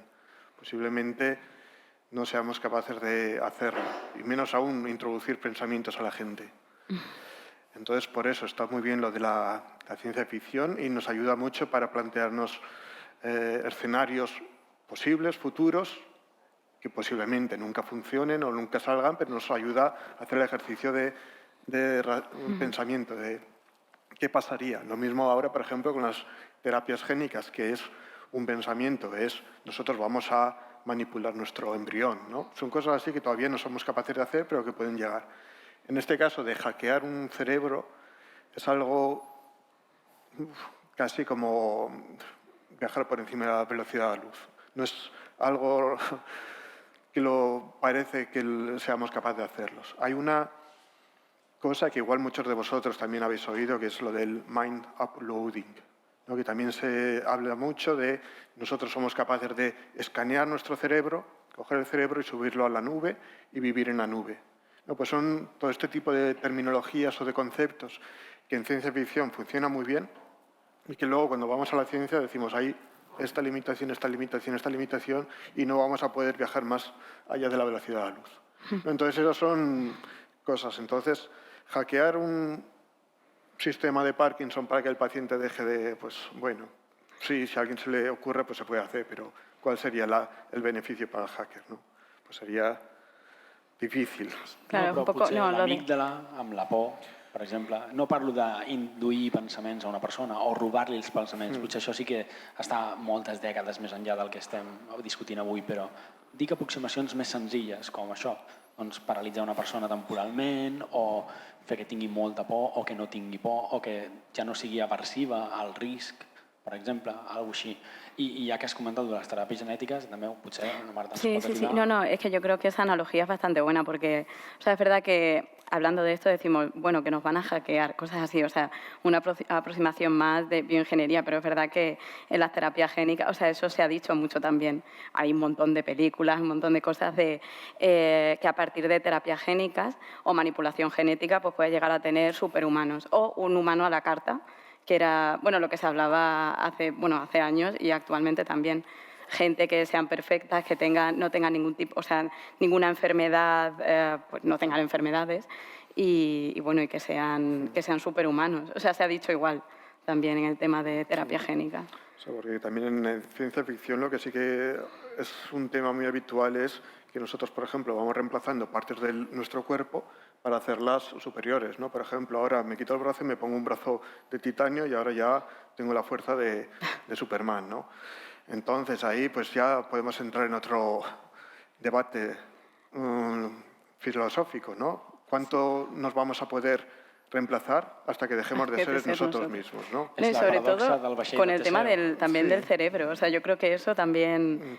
Porque es verdad que a lo mejor dice, bueno, un marcapasos, tal, pero que quizás donde la gente más... O sea, tenga más miedo, realmente, manipulación, o sea, entre comillas, del cerebro, ¿no? O sea, hasta qué parte, o sea, hasta qué punto puede cambiar tu personalidad o... Bueno, siempre es como el mayor miedo, ¿no?, que tiene la gente, supongo. És que això obre la porta al debat de què creieu que la gent, potser el públic que tenim aquí, nosaltres potser estem en aquest món i ja estem més esbiaixats, però què creieu que pensa la gent? Si en un futur les dues teràpies avancen, quina creieu que serà la predisposició o com ho acceptarà el públic general? És a dir... Marc, déjame que vuelva un momento al apartado de antes. Sí, perdó, descompte. Y es que a mí el vídeo que le enseñabas, Ignacio, de la mujer tetrapléjica espectacular con el robot, solo déjame que vuelva un momento a él, pero yo estoy pensando en que quiero mover mi mano para coger la botella de agua y acercarla y posicionarla para yo beber. Todo esto ella lo está pensando y el robot está ejecutando sus pensamientos. Pero este trabajo fue precedido por un grupo, el mismo grupo, en el que tenía a primates con los electrodos implantados y que trabajaban enfrente de una pantalla, de tal forma que esta interfase cerebro-máquina iba conectada a Internet y en un laboratorio de Australia estaba el brazo robótico. Y el brazo robótico hacía lo que el primate en Boston estaba pensando. Y esto me hace pensar en esta relación o esta conexión tan bestia entre la tecnología en mayúsculas y en este caso el individuo. Pero fíjate con la pregunta que estabas haciendo, es que yo creo que el punto clave para no angustiarnos es el concepto de libertad, la libertad del individuo. Tú imagínate, pienso yo, no sé, a ver qué pensáis vosotros, pero que a todos nos dicen la posibilidad de te implanto un electrodo y tendrás más memoria, o te implanto un electrodo y tendrás más capacidad de motivación para tener más fuerza o para seguir. La gracia está en que quieras o no quieras ponértelo. Porque luego dirás, bueno, ¿y la persona que se vaya poniendo todos los electrodos y todos los músculos de titanio y todo lo demás, será mejor que yo? Y la respuesta será mejor en según qué cosas que yo. El gran músculo de titanio tendrá una fuerza todopoderosa, quizás, pero no me será útil para otras cosas. Entonces, con todo, y no es por defender a nada, pero con todo el aluvión que vendrá seguro, quizás la pregunta es identificar a la libertad de la persona. Es decir, ¿qué uso puedo yo hacer de ello? Seguro que habrá mal uso, pero seguro también en el concepto de que estamos en una sociedad tan competitiva, aunque no nos lo parezca, ¿verdad? Es decir, yo seré mejor que tú o tú seràs mejor que jo, però en què? Seguro que no lo podrà ser en tot. No, és difícil, però clar, planteja aquest dubte, no?, de quin tipus de competència deslleial hi haurà si la gent té accés a certes teràpies genètiques de modificació dels embrions o a certs implants, i aleshores a l'hora de competir a la vida real és veritat que en despuntaran més que en els altres, però podria arribar al punt en què, per exemple, li sigui impossible a un humà no modificat ser astronauta, per exemple, perquè a l'hora de competir contra els que tinguin certs canvis, i ara incloc robòtics com genètics, potser despuntin tant que sigui impossible. I no sé què penseu d'això, però no ho veig tan allunyat en el sentit de si les teràpies genètiques segueixen avançant, m'imagino que tot pot començar com bé, anem a curar totes les malalties genètiques, no? Aquest sembla el pas lògic, en el qual poca gent possiblement discreparà. Sempre hi haurà algun reducte de gent, segur, però vull dir, és fàcil que el públic general accepti de sí, anem a modificar embrions per eliminar totes les malalties genètiques. Però què passarà si el nostre coneixement arriba al punt de dir sabem que si modifiquem aquest gen estem protegint d'atacs cardiovasculars a la persona i no li hem trobat cap efecte secundari? Arriba un punt que quasi el debat ètic serà per què no fer-ho? No? Si tenim una eina que ens permet salvar d'una malaltia que no és genètica, però hi tenim l'eina, per què no ho farem? Per què no li donarem aquest tractament a aquest fetus?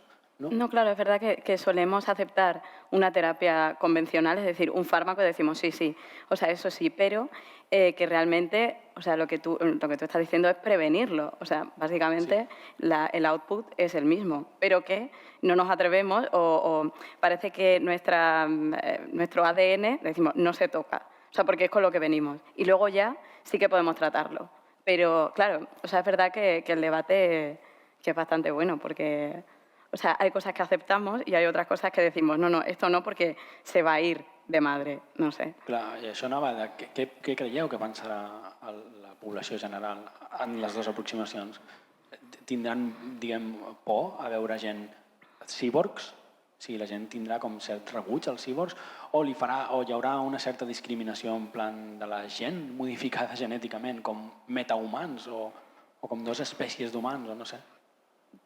Yo creo que al final la gente, o sea, sí, no sé, a lo mejor mi concepción del ser humano es un poco, no sé si mala, pero yo creo que va a ir avanzando. O sea, la gente va a decir que sí, no lo sé. O sea, pero por ejemplo, si se puede hacer y le encontramos cierta ventaja, por ejemplo, dices, mira, una persona que, pues eso, que tenga un brazo robótico y que pueda levantar y tú lo ves y dices, yo también lo quiero. Yo creo que la gente irá en ese ámbito, no sé. O sea, la sociedad se moverá un poco... Bueno, en ese ámbito, lo que decíamos, tú, en vez de pensar que tienes un tercer brazo, ¿por qué no te pones alas de mariposa?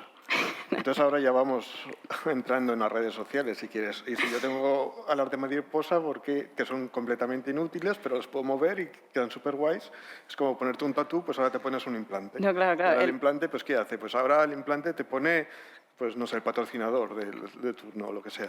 Entonces, por eso digo que nosotros creamos la tecnología, la ciencia y luego pues el uso pues nos encomendamos a vosotros, ¿sabes? Claro, yo creo que la sociedad se encarga un poco de evaluarlo y de limitarlo. Creieu que aquests efectes secundaris o perniciosos, que crec que estem d'acord que vindrien, suplantaran els beneficis que podem obtenir? És a dir, realment totes aquestes teràpies es frenaran molt per culpa d'això? A ver, yo creo que a lo mejor al principio no se aceptan de una manera tan clara, pero creo que con el tiempo sí. A lo mejor, no sé, o sea, esto me lo imagino yo, o sea, no me baso en nada, pero que quizá al principio sean rechazadas, pero a la larga, cuando se le encuentre cierta ventaja, yo creo que la gente lo va a aceptar. No lo sé, o sea, bueno, la sociedad en general. Pero bueno, esto es una opinión mía que... Bueno, que opinen ellos. Sí, ¿no? exactamente. O sea, yo creo que esta es la parte un poco de fantasía, ¿no? O sea, Sí, potser podem donar pas a si el públic vol afegir alguna cosa. Buenas tardes. Mira, espera, crec que et portaran un micròfon, que així et podem escoltar. Buenas tardes, gracias por la charla, ha estado muy bien. Yo he sacado varias conclusiones. Una, que ese dominio mental o control mental y demás no es rápido, es muy lento, pero ya existe, ¿eh? Ya existe, ¿eh? Eso es una realidad actual. Pero lo que pasa es que es lento, es decir, que es a través de las redes, es a través de lo que recibimos, es decir, es como el aprendizaje de sus pacientes, el mismo. Igual tardas 3 años, o 2 años, o 1 año, pero te dominan, saben exactamente qué piensas, lo que piensas y lo que quieres, y sobre todo lo que quieres comprar. Sí, también estoy de acuerdo en que, indudablemente, todo eso que se puede aplicar, se va a aplicar en la biología, se va a aplicar esas mejoras. Lo que pasa es que, bueno, todavía nos queda la epigenética, y en esa epigenética, puede que esa epigenética sirva para algo, sí, porque la genética se va a mejorar, quien tiene dinero a pagarla la va a pagar y punto, estoy de acuerdo contigo, pero bueno, a ver si la epigenética luego se pone en su lugar las cosas, ¿no? En fin, yo espero que, veo que los electrodos y demás van muy lento, porque, en fin, yo creo que, por ejemplo, tengo un amigo que lo operaron y debido a la operación, cuando se despertó de la operación, pues no sabía hablar ni escribir. Y eso no se ha arreglado. No se ha arreglado, es decir, no han sido capaces, eso es actual, ¿eh? El señor vive todavía y es médico, ¿eh? Y era un buen médico. Es decir, que no era un don nadie, pues salió de la operación sin saber ni escribir ni hablar. Y, en fin, y no han sabido arreglarlo, ¿eh?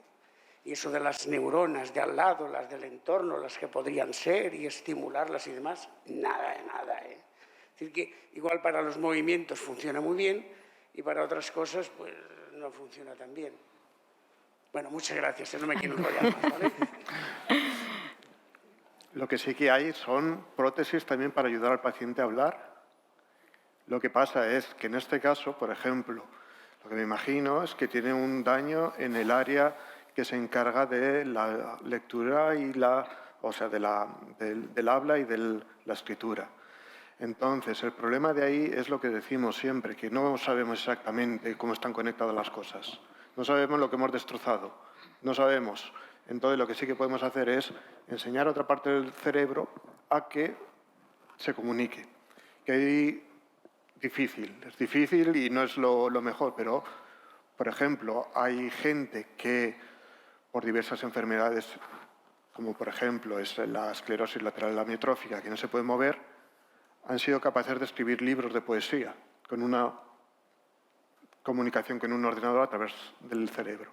O sea que es muy lento, y a ver si en 100 años podemos avanzar un poquito más, pero sí, no lo veremos. No, es verdad que el estudio del cerebro, o sea, todavía queda muchísimo por saber. Yo creo que eso es, o sea, la limitación viene, o sea, también del conocimiento que tenemos actual, o sea, no solamente de, bueno, que claro, que yo creo que estamos avanzando como de manera paralela. O sea, por una parte decimos, sí, ingeniería, bioingeniería, además, o terapias génicas, pero por otra parte tampoco sabemos todo del cerebro. O sea, pues eso, conectividad, o sea, hay muchísimas cosas para aprender y, bueno, estamos como al mismo tiempo. ¿Pregunta? Hola, buenas tardes. Gracias por la charla muy interesante. Y quería preguntarles, ¿cómo que en el caso del brazo que se mueva, no lo veo tan difícil porque hay un miembro que está cortado y después de cortado hay unas señales de miembro que le llaman fantasma. Y en ese punto podemos pensar que lo pueden recuperar más fácil que cuando se habla del cerebro. Porque el cerebro, hay muchas zonas que son reconocidas, que cada una pertenece a una cosa, pero en general, cuando hablas de pequeños detalles psíquicos o de comportamiento, cuando los neurotransmisores están conectados todos con las neuronas, ¿cómo se puede llegar a tratar esas formas con estos electrodos? No lo entiendo. O sea, hay diferentes niveles en las prótesis, ¿no? Cuanto más, por ejemplo, si lo que queremos es mover los dedos, cuanto menos reemplacemos, más fácil lo tiene nuestro cuerpo. Significa que si nosotros solo queremos reemplazar la mano, pues significa que tenemos que poner electrodos simplemente en nuestros nervios, no hace falta ponerlos en la cabeza. Conforme más subimos, la información de cómo movemos la mano se va disgregando más, se va disgregando, hasta que llegamos al cerebro y la información es muy difusa. Esto en diferentes partes del cerebro y es pues, lo que nos hace no solo cómo movemos la mano, pero por qué la movemos, de qué manera, hasta cuándo, ¿no? Entonces eso es el problema, que si queremos tratar un miembro, por ejemplo, un miembro fantasma que le falta la mano, es más fácil que si nosotros queremos hacer el mismo movimiento y pillar las señales desde la cabeza. Entonces sí, es muy complicado y hasta que no sepamos exactamente cómo funcionan cada una de las redes neuronales que componen el movimiento de tu dedo, no lo vamos a ser capaces de mover. Pero es difícil. Déjame que vuelva a la película de Matrix. Es que es muy difícil, porque resulta que cuando tú sientes dolor, exactamente que es una sensación, pero esa sensación de dolor, lo que está pasando en tu cerebro es que tu cerebro no te duele, ni mucho menos. Pero es que, por ejemplo, pongamos un caso muy sencillo de te has clavado o te has hecho una herida y resulta que en la periferia, en la planta de la mano o donde sea, se han activado todo de neuronas que son susceptibles a señales, por ejemplo, lo que se ha liberado sangre o se ha destrozado tejido. Pues al destrozar tejido, pues liberas todo el interior de las células. Y en la mano tenemos, o en el cuerpo, receptores específicos para moléculas que hay dentro de la célula. Y eso lo interpreta como dolor, o sea, es una señal de alarma. Pero eso lo has interpretado tú, es un procesamiento que haces tú. Es un estado funcional de tu cerebro, de toda una serie de señales que a ti te producen mucho dolor y mucho disconfort porque es una señal de alarma, de algo te ha pasado allí que te puede hacer mucho daño. El caso opuesto sería, por ejemplo, un orgasmo. Es decir, también hay una actividad de los genitales vía nervio periférico que te llega al cerebro a una zona muy distante, a la del dolor, y te está generando una sensación de placer. Y tu cerebro interpreta que esas actividades de esas neuronas puede ser dolor y me molesta cantidad, evítalo, o placer y me encanta y lo quiero tener cuantas más veces mejor. Pero es algo que tú has interpretado. Y entonces, por ejemplo, respecto al miembro fantasma, es algo tan extraño como una persona que esté amputada y no tenga mano y que diga, ¿cómo me duele la mano que no tengo? ¿Cómo puede ser? Pero si no tienes mano. Pues que resulta que en el cerebro la representación sensorial de esa mano está hiperactiva, porque resulta que la conectividad ha fallado y se ha deshilachado. Y entonces aquí son dos conceptos distintos, ¿eh? El miembro fantasma como una actividad de algo que está carente y el concepto que introduces de, ostras, esa remodelación que quieres hacer, pues tiene que ser específica de una manera o de la otra. Para que si tú estás neuromodulando, por ejemplo, ostras, pues yo quiero activar la musculatura o esos centros o esas canicas que hablaba al principio para activar eso y no la otra. Pero para mí lo más fascinante es cómo interpretas tú de pasar de una sensación a una percepción. Y, por ejemplo, el dolor de cabeza. No es que te duela la cabeza. No es que tengas todo de neuronas sensoriales en la cabeza que te duelan. Pero el concepto del dolor, pues eso es una interpretación fisiológica de una señal externa que quieres evitar.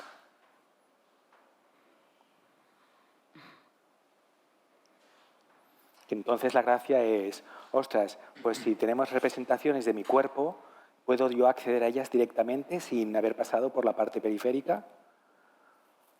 Por ejemplo, había un caso muy concreto, justamente es que el dolor es la estimulación eléctrica en la médula espinal, empezó justamente para paliar el dolor. Decías, yo tengo toda esta vía en la médula espinal que asciende por toda la médula hasta el cerebro. Y yo sé que si entre medio de esta vía medular pongo unos electrodos, estoy bloqueando que esta señal ascienda. Estoy bloqueando la propagación de esta señal que yo voy a interpretar como dolor. El dolor desaparece. Es fenómeno. Pues la cuestión es que no sé muy bien en qué tipo de patología, pero se hicieron implantes eléctricos en el nervio periférico y las personas que los tenían sentían orgasmos. ¿Tú te acuerdas del caso, Ignacio? ¿En serio? Creo que no era Y una el caso patología. del orgasmo en este caso es que estaban activando los nervios periféricos que estaban inervando los genitales.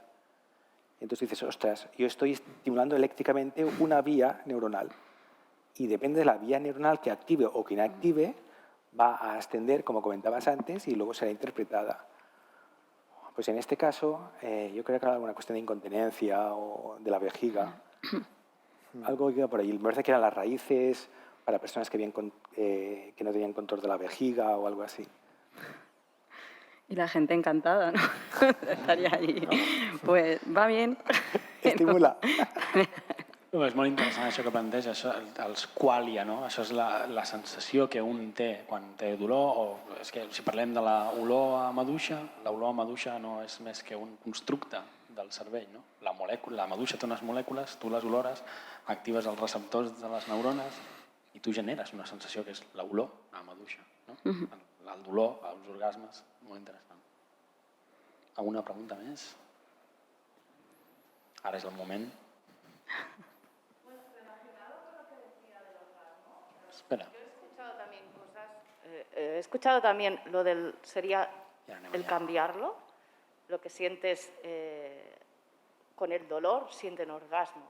Yo había escuchado historias o cosas así parecidas de que gente que se excitaba con el dolor, por ejemplo. O sea, esto ya estamos hablando, supongo que, de un trastorno, ¿no? Supongo que, o no, o es que tu cerebro es el que dirige todo. Lo digo también por lo del concepto del brazo fantasma, ¿no? Por decir brazo, porque es lo que más... Pero este caso sería el tener la conciencia, o sea, todavía tiene la conciencia de que su brazo existe. No se ha desligado de él o no ha aceptado que ya no lo tiene. O me imagino que sería algo así, ¿no? La conciencia de que todavía está ese brazo ahí y todavía siente esos dolores o esos recuerdos que él tiene del hábito. Lo digo porque yo entiendo que lo que dices, ¿no? De poner otro brazo más, un tercer brazo más, pues igual que ha aprendido a tener y a mover un brazo, pues puede mover otro. Sí, o sea, bueno, si quieres que te conteste, por ejemplo. O sea, porque igual nos iríamos un poquito más allá del tema de neuroprótesis y podríamos ir a hablar un poquito más de neurobiología y cómo funciona el cerebro, ¿no? Entonces ahí, por ejemplo, si queremos, igual para el próximo podcast podemos hablar de cómo podemos mezclar percepciones en lo que se llama sinestesias, ¿no? Que tú, por ejemplo, escuchas un sonido y te sale un color, o ves un color y escuchas un sonido, ¿no? Entonces hay una mezcla de percepciones. Luego, cosas que podemos hacer, por ejemplo, la persona que ha perdido el habla por un tumor, por una cirugía, podemos hacer que ese habla vaya, generalmente el habla está en el lado izquierdo, podemos hacer que vaya al lado derecho. Podemos entrenar otra parte del cerebro para hacer una función que antes no podía hacer. Pero eso son cosas que entran más dentro del campo de la neurobiología. Con las neuroprótesis, a través de la neuromodulación, como por ejemplo hace Guillermo, podemos fomentar esos cambios plásticos que se llaman cambios en el cerebro para que otra parte del cerebro adquiera esa nueva función.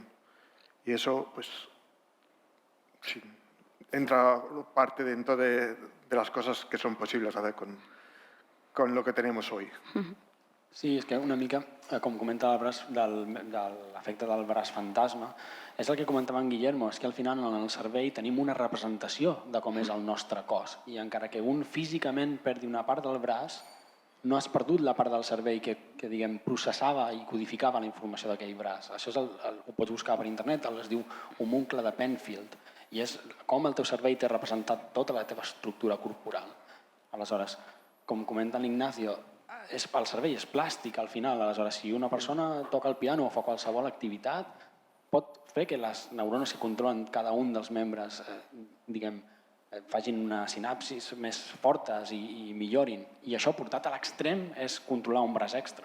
És a dir, el curiós és que el cervell és tan plàstic, és prou plàstic com per arribar a fer això.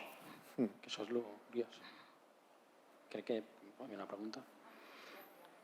Buenas tardes. Yo primero quiero daros las gracias por transmitirnos el conocimiento que creo que es tremendamente interesante para todos, básicamente porque todos tenemos. Y creo que eso es muy bueno. Luego quería responder a una cosa que ya has preguntado, si estamos a favor o en contra de que podamos seguir evolucionando. Y yo pienso que esto es la pregunta de las tijeras. ¿Las tijeras son buenas o son malas? Pues depende cómo lo uses, ¿no? Pero que existan las tijeras tienen que existir. Quiero decir que la evolución yo pienso que va en el conocimiento, que es bueno. ¿No? Yo voy por ahí. Segundo, quería deciros que echo de menos a alguien en nanotecnología, porque la nanotecnología puede incidir concretamente en proteínas que transforman, bueno, que falta otra parte, ¿no? Y luego quería deciros que quizás todo esto nos lleve, que es que claro, al escucharlos el cerebro se estimula un montón, ¿eh? Esa era la idea. Quizás lo que nos lleve de verdad es, aparte de poder corregir nuestras propias limitaciones, ¿no? ¿A quién somos realmente nosotros? Es decir, ¿en qué parte estamos corrigiendo nuestras propias limitaciones y en qué parte estamos transgrediendo, metiéndonos en lo que realmente es la individualidad del propio ser? Y quizás, bueno, eso yo supongo que da para otro tema, ¿no? Però... Segur. Això dona per debats i tertúlies i activitats i podcasts i de tot. I segurament ens faltarien experts en filosofía o en metafísica. Realmente es bastante interesante. O sea, el tema un poco también de bioética y demás. Sí. O, bueno, o lo que has dicho, que qué es la personalidad de alguien, o sea, qué eres como individuo. Pero claro, o sea, eso da para bastante tema ya a lo mejor un poco más filosófico, pero sí, o sea, realmente es algo que tenemos que enfrentar también. O sea, porque llegará un momento en que nos encontremos con eso y, a ver, que en general nosotros avanzamos como sociedad a lo mejor un poco, o sea, más lento de lo que a lo mejor avanza la tecnología, no sé, y en algún momento tendremos que hacer frente a ese tipo de cuestiones. Pero sí, o sea, yo creo que esa parte, por ejemplo, a mí me encanta, es muy interesante, però vamos, da para debate largo. Sí. Sí, però és cert que aquest debat s'ha de portar ja a terme, perquè és el que comenta ella. Que sí, crec que esteu d'acord amb mi que tot això que estem parlant al final, tard o d'hora xocarà frontalment contra aquests dilemes. I per llei de la prudència, si no ens plantegem ara, com a mínim ni que sigui per sobre, ja no tant com el futur que jo plantejava, però a poc haurem d'anar responent a aquestes preguntes de bé, on està el límit o estem transgredint alguna cosa. Claro, y además, aparte de ya tema de bioética o tu opinión personal, o sea, la sociedad en sí, ¿cómo se regula eso? Que eso también es un problema, bueno, que también da para, para largo. Me ha parecido también muy interesante. Creo que se nos ha abierto todo un mundo y que realmente está claro que hay que seguir investigando y hay que seguir avanzando. Pero en un futuro realmente cercano habrá que, además del tema ético, pues empezar a pensar en legislar. Porque realmente el libre albedrío de las personas no es lo más adecuado. Bueno, claro, y a nivel de sociedad, bueno, creo que en general se tiene que tener este tipo de debate, que muchas veces no sabemos cuál es la opinión general bueno, o sea, sobre este tipo de temas. Y bueno, sí, o sea, llegará un momento en que habrá que, supongo que legislarlo o regularlo, porque si no, o sea, no tiene cabida dentro de la sociedad. O sea, pero sí, o sea, eso también. Claro, porque, por ejemplo, ¿cuántos de vosotros querría tener un tercer brazo, si fuese posible? Que levante el tercer brazo quien quiera. Pero luego yo tengo otra pregunta. ¿Quién de vosotros querría tenerlo si lo tiene la persona de al lado? Es que claro, no lo sé. Entonces, difícil de... Claro, porque, bueno, supongo que a lo mejor a priori tú dices, no me hace falta. Pero si lo tiene la persona de al lado, a lo mejor dices, ostras, esta persona puede hacer muchas más cosas que yo. No lo sé. Claro, o sea, depende un poco también de la necesidad. Entonces, claro, ahí sí que si no tienes más que un brazo y te dan otro, pues ya eso sí que te... Muchos de vosotros seguro que levantaríais la mano si solo tuvierais un brazo, ¿no? Claro. Entonces, difícil de... Claro. O, por ejemplo, ¿quién de vosotros es capaz de donar un ojo para tener un ojo con infravisión o visión nocturna? Pues eso también... Uy. ¿Vale? No.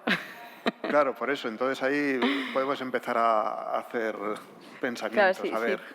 Por ejemplo, si es donar, quitarte tú algo para ponerte otra cosa, Claro, eso es más difícil. eso cambia también. O sea, porque supongo que dirás, pues estoy perdiendo parte Claro, de mi naturalidad. Bueno, digamos, no sé si se dice así, Y mucha pero... gente dona su corazón para tener un corazón biónico, ¿no? Un corazón...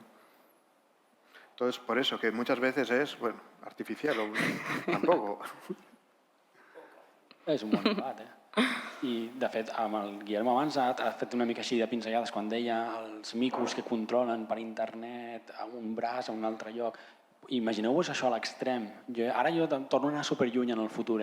Penso en humans que vulguin anar més enllà de la Terra a colonitzar altres planetes. Pot ser que sigui difícil enviar humans a fer feines i tasques humanes, però i enviar robots humanoides, però que els puguin controlar humans des d'aquí? M'explico? No sé, sé que és molt lluny això, però és una altra aproximació que potser pot ser útil, no? I ja, potser no a un altre planeta, però a llocs on hi hagi realment perill, on s'hagin d'enviar màquines a aixecar pesos perquè han derrocs o terratrèmols, etc. i puguis enviar drons però controlats per humans. Que tinguin, vull dir, que un humà pugui controlar amb la precisió que podria si estigués allà. No? No sé què opineu. Bueno, pero ¿lo has visto en las cadenas de montaje de coches? Estos exoesqueletos que facilitan, y eso es muy sencillo, bueno, no hay nada, ninguna interfase ni nada, pero que esto es común. O imagínate una cirugía muy fina o con fines bélicos, por desgracia, ¿no? Que haya. Pero a mí me gusta mucho, en línea de lo que dices tú, y os lo planteo, y es la libertad del hombre. De decir, oye, de aquí 1500 años o 2000 o lo que sea, pues quién quiere y quién no quiere tener la libertad de escoger. Y si quieres la libertad de escoger en tener una prótesis para tener un ojo biónico y ver infrarrojo y por la noche, tú estarás mucho más adaptado si tienes un trabajo de noche. Porque si tienes un trabajo de día, ¿qué inutilidad? A no ser que sea super fashion. Entonces ya te está definiendo cómo eres, ¿no? Pero quizás en el desarrollo también de esta hipertecnología y de la ética y de todo, un poco como comentabas tú, me parece, al final, la conciencia de uno mismo y de tu libertad. O sea que quizás va todo muy emparentado y va todo muy asociado, el desarrollo de una cosa con el desarrollo de otras. No, sens dubte això posarà més d'una disciplina al límit, segur. Si la llibertat és molt difícil. Si no, crec que, malauradament, perquè jo m'ho estic passant molt bé, d'anar concloent aquest acte i vull recordar, abans que ningú marxi, teniu aquí per respondre a l'enquesta sobre l'activitat que heu fet avui. Us animo, sisplau, que la contesteu, perquè tant per nosaltres com per al Museu Blau els és molt útil saber què opineu, quines mancances trobeu, si us ha agradat, si no us ha agradat. Bé, és una enquesta que no és molt llarga de respondre, teniu el codi QR i ara transcendiré d'aquest moment i parlaré en el futur més enllà de l'espai i el temps perquè li estic parlant a la gent que ens veu en vídeo i que ens escolten al podcast perquè, encara que no estigueu aquí avui, també podeu respondre a l'enquesta. Aleshores, el link amb el que podeu respondre, vosaltres que esteu aquí, el públic real, podeu fer-ho amb el codi QR. Però qui m'està escoltant més enllà d'aquest dia és https://bit.do/conversesnat. Si entreu en aquest link, podeu respondre i podeu contestar sobre el vídeo aquest que esteu veient el mateix. Una sèrie de preguntes que tant a nosaltres, membres del podcast, com al Museu Blau, ens ajudarà per futures activitats. Bé, jo crec que si no hi ha res més a dir o si no voleu afegir res més, dir-vos que per mi ha estat un plaer absolut comptar amb la vostra presència aquí i el vostre coneixement. Espero que això signifiqui que podrem col·laborar en un futur, seguirem fent coses junts i sobretot generant controvèrsia, que és el més divertit, i fent ciència, que encara és més divertit. Així que gràcies a tothom.